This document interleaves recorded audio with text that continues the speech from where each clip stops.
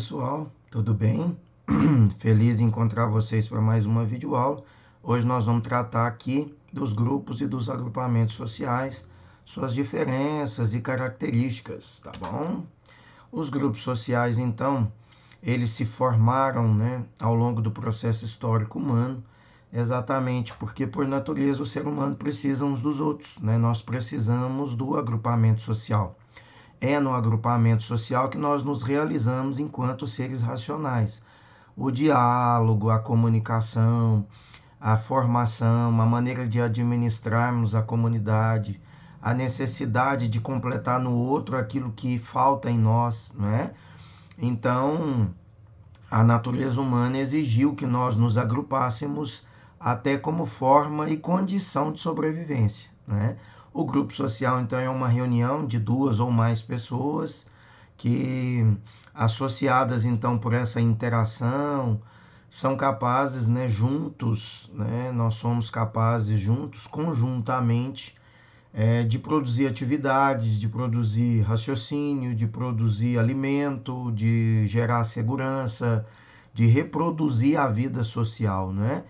Sempre visando um objetivo comum. Né? É exatamente essa a condição e a natureza dos grupos sociais, né? Quais são os grupos sociais que nós podemos então classificar? O primeiro deles, mais importante, vocês estão vendo aí comigo, olha, é o grupo familiar, né? A nossa família. Então, o grupo familiar é aquele formado pela nossa família. Primeiro grupo é o que nós possuímos mais vínculo, seria ele o responsável diretamente pela formação básica que todos nós seres humanos possuímos, né? As regras básicas, a condição de higiene, o saber andar, o saber falar, saber como que a gente cuida propriamente do nosso espaço, a condição de sabermos nos alimentar, de sabermos realizar a higiene do nosso corpo, a noção mínima de moral, a noção mínima de ética, tudo isso é o grupo familiar que vai fazer por nós. Depois nós temos o grupo vicinal, que é aquele formado pela vizinhança, né? Pelo nosso entorno, que são pessoas também muito próximas, né? Principalmente quando a gente mora num condomínio, que você encontra várias pessoas ou no elevador, ou ali na pracinha, né, do condomínio, na área comum do condomínio. Se o condomínio tiver ali uma quadra, tiver uma área de lazer, tiver uma academia, tiver um playground, tiver uma piscina, é o local onde normalmente a gente encontra com as outras pessoas que dividem conosco o mesmo espaço. Então, esse é o grupo vicinal, é também bastante próximo, talvez pode não ser muito íntimo, mas são pessoas que praticamente a gente encontra também todos os dias, relacionamos, vez ou outra, principalmente quando nós somos pequenos, né? O grupo de vizinhos, eles são muito próximos da nossa casa, principalmente se os vizinhos também tiverem crianças, e aí os filhos de uma casa vão brincar com os filhos da outra casa, então há uma proximidade, há uma relação ali de companheirismo, né? De modo que a gente possui aí uma interação muito forte com o grupo vicinal. O terceiro grupo é o educativo, talvez o segundo mais importante grupo, depois da família é o educativo. É o local onde normalmente vocês, a gente, né, participa e convive por mais tempo, às vezes até mais tempo por dia do que com a família, né? Então, nós interagimos, nós aprendemos, nós relacionamos, nós encontramos com outros colegas, nós relacionamos com professores, funcionários, direção, coordenação, o pessoal que trabalha na limpeza, na cantina, na segurança, na portaria, né? Tudo isso o grupo educativo fornece e contribui com a nossa formação. Então, é um grupo muito próximo, é um grupo responsável diretamente pela continuidade da nossa formação. Eles participam intensamente da nossa vida. O quarto grupo aqui é o grupo religioso, representado pela igreja ou pelas igrejas, né? Porque propriamente não estou dizendo que seja católica ou evangélica, ou mesmo o centro espírita, né? Aqui nós podemos citar todas as fontes de religiosidade, como o budismo, como o taoísmo, o islamismo, né? O judaísmo, todas as formas de religiosidade.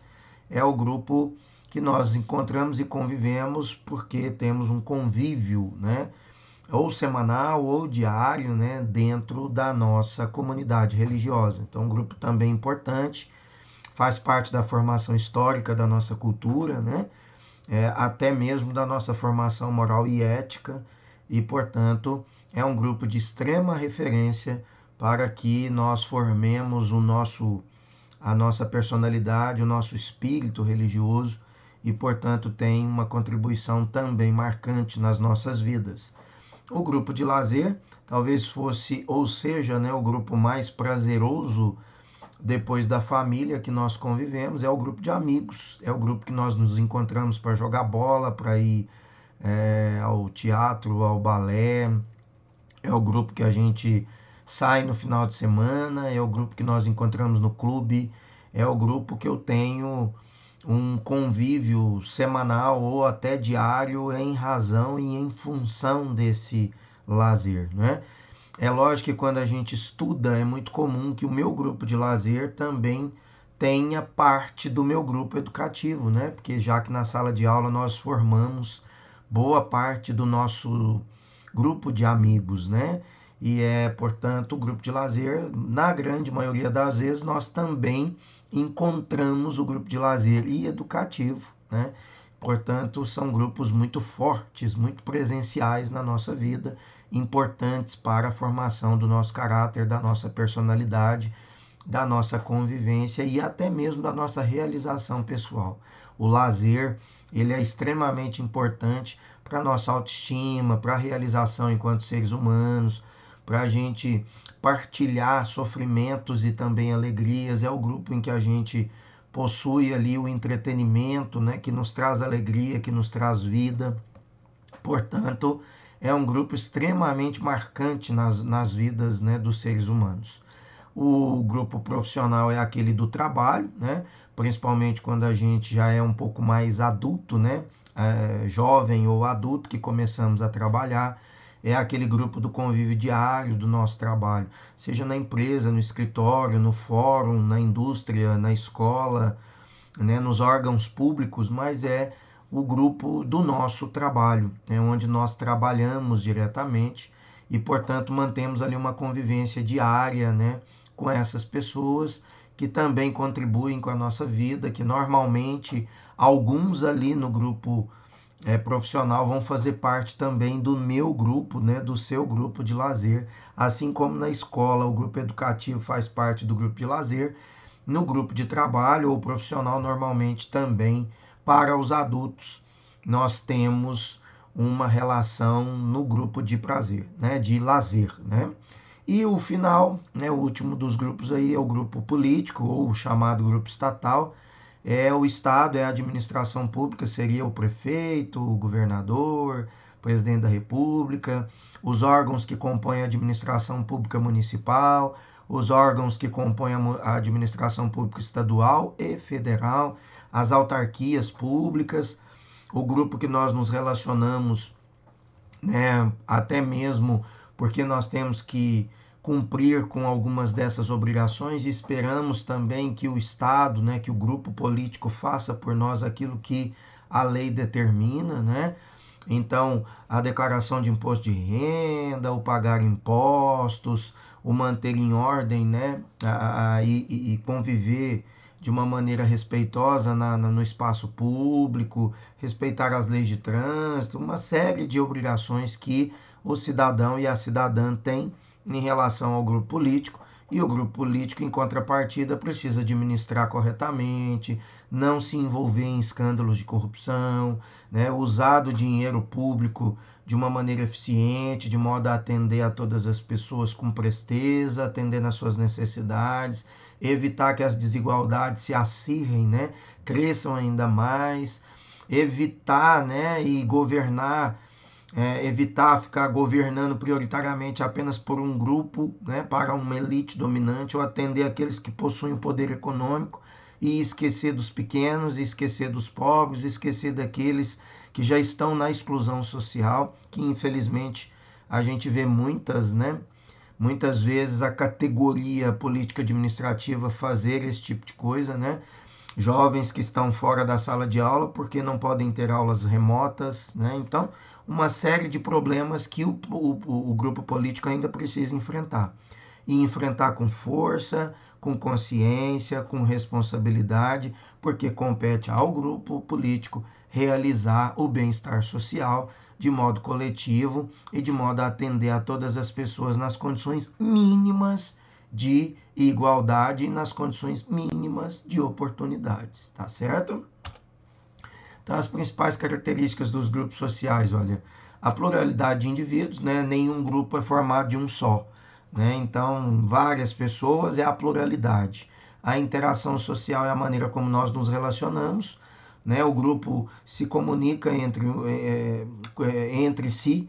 Nós não estamos tendo aulas presenciais, mas estamos nos comunicando o tempo todo através de rede social, através da plataforma, através das videoaulas, através das aulas ao vivo, né? Essa é a característica da interação social. A organização, todo grupo social é organizado, ele possui regra, direção, logomarca. Vocês estão vendo aqui do lado, olha, né? A logomarca do gabarito, né? Então, quer dizer, a logomarca, uma organização, uma estrutura, um espaço, né? Possui regra, estatuto, calendário, direção, coordenação, né? Se nós cometermos algum tipo de equívoco em relação às leis, nós vamos sofrer algum tipo de punição, não é? Então, esse grupo é organizado. Nós temos hora para chegar, hora para ir embora, horário de educação física, horário de práticas esportivas, horário de revisão, horário de laboratório, de redação, infinitas programações, né? E é exatamente essa a característica da organização, né? A objetividade e a exterioridade, quer dizer que esses grupos sociais, eles são superiores e exteriores a nós, né? Aos indivíduos. Quer dizer, quando a gente entra num grupo, ele já existia. Quando eu sair do grupo, ele vai continuar existindo, né? É assim, por exemplo, com a família, é assim com a igreja, é assim com o Estado, é assim com a escola, né? Então, esses grupos têm uma continuidade, né? Esses grupos têm uma objetividade. Eles são maiores, mais importantes propriamente do que nós, né? Eles não existem só porque eu existo, né? Na grande maioria das vezes a gente já entra num grupo existente, como é o caso da igreja, do Estado, de uma escola, né? E isso a gente precisa então entender que os grupos eles têm objetividade, exterioridade. Se o grupo acabar porque eu saí, alguma coisa de errado tinha com esse grupo, né? Conteúdo intencional, objetivo comum, quer dizer que todas as pessoas que estão num grupo, como por exemplo o Colégio Gabarito, nós temos ali objetivos comuns, né? E nós dividimos o mesmo espaço em prol de conquistar esses objetivos comuns, tá certo? A consciência grupal ou o sentimento de nós é o sentimento de pertencimento a esse grupo, é por isso que a gente usa o uniforme, é por isso que a gente fala em nome da nossa escola, eu falo em nome da minha turma na sala de aula, né? Se nós pegarmos os jogadores de futebol, quando termina lá a partida, que o repórter vai perguntar da partida, do jogo, como é que foi o desenvolvimento do time e tal, aquele jogador que é entrevistado, ele fala, hoje nós apresentamos o bom futebol e fizemos tudo aquilo que o professor mandou a gente fazer e né, conseguimos neutralizar o ataque inimigo e tivemos uma boa oportunidade de fazer o gol e nos sagramos campeões da partida, né? Então, estou aqui fazendo uma sátira, né, da maneira como os jogadores normalmente falam, né, nas entrevistas, que são praticamente o mesmo tipo, né, de fala para quase todos eles. Então, o jogador fala em nome da equipe, né? Se ele chegasse lá na entrevista, o goleiro é um frangueiro, nós perdemos porque o Pedro não conseguiu marcar, porque o atacante não faz nada, porque o outro bebeu a noite inteira, chegou aqui hoje, andou no campo e não marcou ninguém. Quer dizer, o jogador de futebol normalmente não faz uma coisa dessa, né? Por quê? Porque ele faz parte do grupo, ele tem sentimento de nós, ele quando fala em nome do grupo, do time. Quando ele perde, por mais que ele tenha se esforçado, ele também assume parte da culpa, né, da partida que se perdeu, tá? Essa é a consciência grupal ou o sentimento de nós. E a continuidade, né, gente? As interações nos grupos não são passageiras, né? Elas acontecem por um tempo. Há interações que têm séculos, como é o caso da escola, como é o caso da igreja, como é o caso do Estado. Há séculos, né, que essas interações acontecem, né? Há uma continuidade, né, dessas relações. Os agrupamentos sociais são efêmeros, são passageiros. Duram por poucos minutos, talvez, né? Ou por algumas horas, né? Mas não tem continuidade. Um agrupamento social ele não dura dias, né? Já o grupo social ele dura séculos, tá certo? Então o aspecto da continuidade é exatamente que essas interações não são passageiras, né? Elas formam vínculo, né? Elas têm ali um cenário de reciprocidade e de continuidade. Nós podemos classificar os grupos sociais em três: grupos primários, secundários e intermediários. Os grupos primários são aqueles em que os contatos são primários, né? Eles são diretos, como é o caso da família, como é o caso dos vizinhos, como é o caso do grupo de lazer ou de brinquedos, né? Nós mantemos ali um grupo, um vínculo direto, né? Presencial com essas pessoas. Os grupos secundários são aqueles que há um pouco de distância, são relacionamentos mais formais, né? Também há uma interação, mas no entanto menos direta, né? Como é o caso dos seres humanos com a escola, com a igreja, com o Estado, né? A igreja, quando a gente mantém um contato profissional entre clientes e fornecedores, né? E o intermediário é aquele que mantém uma fusão dos dois. Aí sim entra a escola, né? Na escola nós temos um contato muito próximo e ao mesmo tempo secundário, porque tem gente que a gente convive, que a gente vê, encontra na fila, encontra na cantina, mas não tem uma proximidade, talvez a gente nunca nem conversou, né? E, no entanto, nós temos pessoas que têm tanto vínculo que talvez seja até parte do nosso grupo de lazer. Então, os grupos intermediários, eles são primários e secundários ao mesmo tempo. O grande exemplo dele é a escola, tá? E os agregados sociais? Bom, um agregado, como eu já disse, são aglomerações de pessoas com pouco contato primário. Não há ali uma interação direta, de muita proximidade e intimidade na vida das pessoas. Nós podemos ficar próximos porque nós estamos ali assistindo, por exemplo, uma partida de futebol, ou que nós estamos vendo ali um acidente de trânsito que aconteceu na esquina da minha casa, mas eu não tenho forte vínculo com aqueles que estão ali junto comigo. Sequer eu sei quem são, né? Então, há pouco contato social de umas com as outras, né? Com o sentimento grupal, o sentimento de grupo é frouxo, é fraco, né? Diferentemente dos grupos sociais que tem muito vínculo, a história, né? Vamos pegar a igreja, é um grupo social secular, né? Então é diferente dos agrupamentos que formam rapidamente, momentaneamente, e não geram esses vínculos de durabilidade, né? Então, os agregados não são organizados, eles não possuem hierarquia, direção, coordenação, uniforme, bandeira, não pagamos mensalidade, não temos calendário, não tem hora de chegar, não tem hora para ir embora, não tem esse tipo de organização que os grupos sociais possuem, tá? Então, são três tipos de agregados: a multidão, a massa e o público. A multidão é o exemplo das pessoas que estão observando um acidente de trânsito, se formam aleatoriamente enquanto estão ali observando um acidente de trânsito. Eu posso até perguntar para um ou outro que estiver ali comigo: e aí, como é que foi o acidente? Como é que foi? Você viu como é que foi? Alguém machucou? Então você tem uma interação breve. A hora que você tem as informações que matou a curiosidade, 2 minutos, 3 minutos, 5 minutos depois, a gente segue caminho e vai embora. Esse é um agregado social conhecido como multidão. É rápido, é pequeno, é passageiro. Ou eu estou passando numa rua, tem um indivíduo lá em cima do prédio ameaçando pular, tá todo mundo olhando lá para ver se o indivíduo vai pular ou não.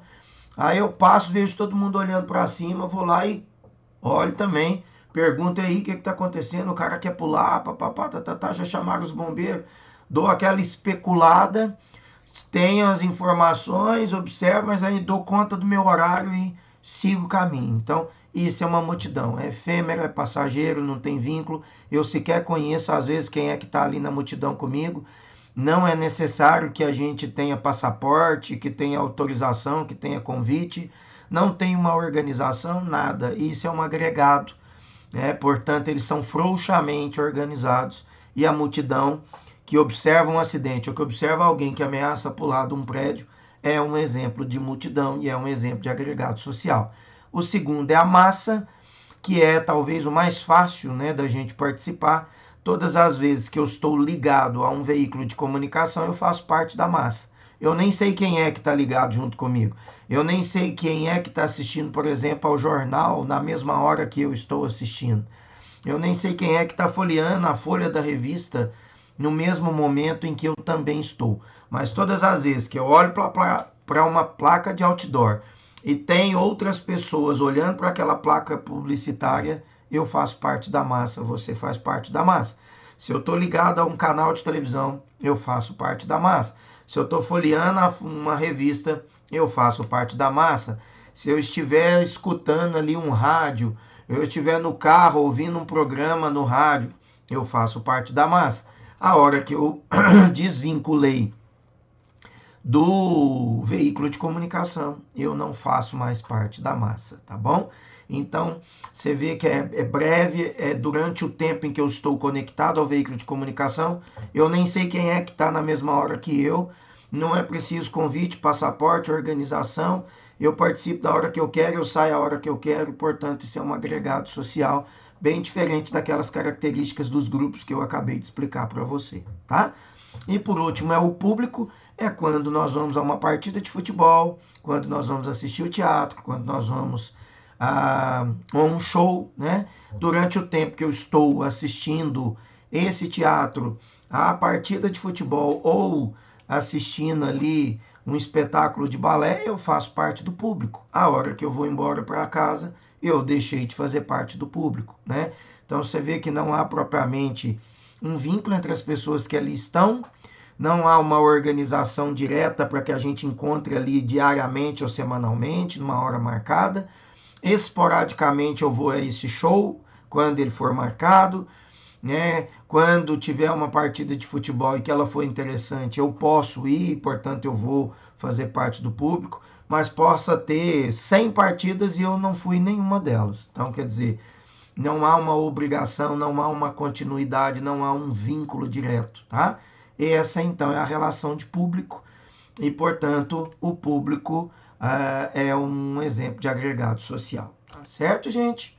Então, nós chegamos ao final. Um grande abraço. Espero que vocês tenham aprendido um pouquinho mais e eu vejo vocês na próxima videoaula. Tudo de bom.